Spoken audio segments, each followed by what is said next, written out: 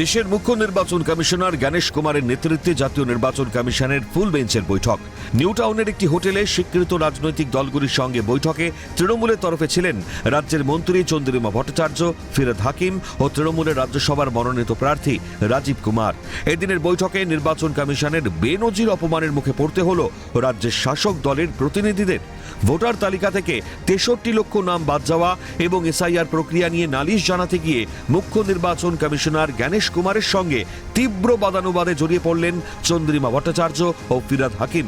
তৃণমূলের অভিযোগ, নিরপেক্ষ থাকার বদলে কমিশন এখন বিজেপির শিখিয়ে দেওয়া পথেই হাঁটছে। বৈঠকের একেবারে শেষ দফায় ডাকা হয়েছিল বলে বৈঠক শেষে ক্ষোভ উগরে দেন চন্দ্রিমা ভট্টাচার্য। ডাক দেওয়া হয়েছিল অল পার্টি মিটিং এর, তার শেষ দফার অর্থাৎ 11টা 45 থেকে 12টা হচ্ছে শেষ ছিল, সেই দফায় আমাদের অল ইন্ডিয়া তৃণমূল কংগ্রেসকে ডাকা হয়েছিল। চন্দ্রিমা ভট্টাচার্য বলেন, নিরপেক্ষ সংস্থা হিসেবে কমিশনের প্রতি আমাদের বিশ্বাস আছে, কিন্তু তা সত্যে প্রমাণিত হচ্ছে না। লজিক্যাল ডিসক্রিপেন্সি মেটানোর পথে হাঁটছে না কমিশন। আপনার কাছে আমরা বহুবার গেছি, বহুবার যে অ্যানোমালিগুলো রয়েছে সে কথা আমরা আপনাদের কাছে বলেছি, কিন্তু আমরা আপনাদের ওপর নিরপেক্ষ সংস্থা হিসাবে বিশ্বাস রাখি, কিন্তু সেই বিশ্বাসটা সত্যে প্রমাণিত হচ্ছে না। কারণ বারে বারে আমরা দেখছি যে এই যে ডিসক্রিপেন্সিগুলো থাকছে, অ্যানোমালিগুলো থাকছে, সেগুলো মেটাবার পথে আপনারা হাঁটছেন না। ভোটার তালিকার অসঙ্গতি নিয়ে প্রশ্ন তুলতেই বৈঠকের পরিবেশ উত্তপ্ত হয়ে ওঠে। 63 লক্ষ কিছু ভোটার বাদ দিয়ে দিয়েছিলেন, তারপরে কিছু আবার 60 লক্ষ বাদ দিয়ে দিয়েছেন। তো আগে আনম্যাপড ভোটারের সংখ্যা ছিল 32 লাখ, তো কোথা থেকে আবার 60 লাখ চলে এলো? এই যে ডিসক্রিপেন্সিগুলো হচ্ছে, এর কোনো এই অ্যানোমালিগুলোর আমরা কোনো উত্তর পাচ্ছি না। চন্দ্রিমা ভট্টাচার্যের অভিযোগ, তার কথার মাঝেই ক্ষিপ্ত হয়ে চিৎকার করে ওঠেন মুখ্য নির্বাচন কমিশনার জ্ঞানেশ কুমার। তিনি পাল্টা প্রশ্ন করেন, কেন তৃণমূল সুপ্রিম কোর্টে গিয়েছে? চন্দ্রিমা জানান, একজন মহিলা হওয়া সত্ত্বেও কমিশনার তাকে অত্যন্ত রূঢ় স্বরে ডোন্ট শাউট বলে ধমক দেন। চন্দ্রিমা বলেন, কিভাবে একজন মহিলার সঙ্গে এভাবে কথা বলতে পারেন উনি? পাল্টা চন্দ্রিমা বলেন, সুপ্রিম কোর্টে গেছি, বেশ করেছি। তার প্রশ্ন, বিষয়টি যদি সুপ্রিম কোর্টেই থাকে তবে তাদের আলোচনার জন্য ডাকা হলো কেন?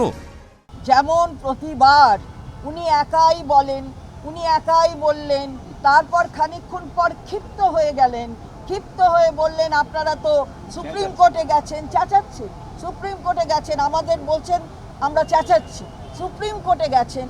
তারপরে সুপ্রিম কোর্টে যখন সব কিছু আছে, আর তো কিছু বলার নেই, অন্য জায়গায় সব ঠিকঠাক হয়ে গেছে, আপনারা সুপ্রিম কোর্টে গেছেন, সুপ্রিম কোর্টে যাওয়াটা কি অন্যায় হয়েছে নাকি? আমাদের রাইট আছে সুপ্রিম কোর্টে যাওয়ার, তার জন্যে আমরা গেছি। আমি একজন মহিলা, আমাকে বলছে ডোন্ট শাউট। আমি বললাম, কিভাবে বলছেন আপনি?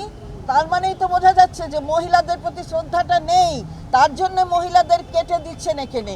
বলছে সব সুপ্রিম কোর্টে আছে, তো সব সুপ্রিম কোর্টে আছে তো আমাদের ডাকলেন কেন? আজকে আমরা কি করতে এলাম তাহলে? আমাদের ডেকেছেন যখন, তখন শুনতে তো আপনাকে হবে। এই কথাগুলো আমরা বলে এলাম, আমাদের কথা শুনতে রাজি নন, সুপ্রিম কোর্টে গেছে তো গেছি, তো বেশ করেছি গেছি, যাবো না কেন? কমিশনের পলিসি নিয়ে প্রশ্ন তুলে ফিরহাদ হাকিমের সরাসরি অভিযোগ, বিজেপি বাংলায় বিদেশি অনুপ্রবেশকারীর যে ধারণা তৈরি করতে চেয়েছে, কমিশন সেই ফাঁদেই পা দিয়েছে। তার সাফ কথা, 2 মাসের এসআইআরে একজন অনুপ্রবেশকারীও ধরা পড়েনি। ফিরহাদের হুঁশিয়ারি, কমিশন যদি এই কাজ করে তবে তারা অসাংবিধানিক কাজ করছে। এখানে একটা পারসেপশন তৈরি করেছে, যেটা এখানে যারা আমাদের পলিটিক্যাল পার্টি, আমাদের বিরোধী বিজেপি, তারা একটা পারসেপশন তৈরি করেছে বাংলায় ঘুষপেটিয়া আছে, রোহিঙ্গা আছে। কিন্তু আপনার এই 2 মাসের প্রসেসে কোনো ঘুষপেটিয়াকে প্রমাণ করতে পারেননি, কোনো রোহিঙ্গা প্রমাণ করতে পারেননি, একটাও নেই। কিন্তু এইটা করতে গিয়ে, এই পারসেপশনটাকে আপনার পর্যন্ত পৌঁছে গিয়ে আপনি যেটা করেছেন সেটা হচ্ছে ভারতীয় নাগরিককে হ্যারাস করেছেন। আপনার ভুল হয়ে গেছে, এতগুলো ভারতের নাগরিককে আপনি হ্যারাস করেছেন। শুধু একটাই আপনার কাছে আবেদন, দেখবেন যাতে কোনো ভারতীয় নাগরিক তার ভোট অধিকার থেকে বঞ্চিত না হয়। এটা একটা ভারতীয় নাগরিকের অধিকার এবং এই ভোট অধিকার আমার অধিকার, কনস্টিটিউশন আমায় দিয়েছে। কারোর ক্ষমতা নেই এই অধিকার আমার কেড়ে নেওয়ার। যদি কেউ কেড়ে নেয় তাহলে ইলেকশন কমিশন পর্যন্ত আনকনস্টিটিউশনাল কাজ করছে। তথ্যগত অসঙ্গতির দোহাই দিয়ে কেন 63 লক্ষ নাম বাদ দেওয়া হলো?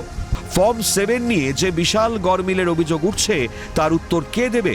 তৃণমূলের তরফে তোলা এই প্রশ্নে রাজ্য কমিশন সংঘাত যে বাড়ছে তা মনে করছে রাজনীতির কারবারিরা। ক্যামেরায় সঞ্জীব চক্রবর্তীর সঙ্গে অভিরূপা হাজরা, ক্যালকাটা নিউজ।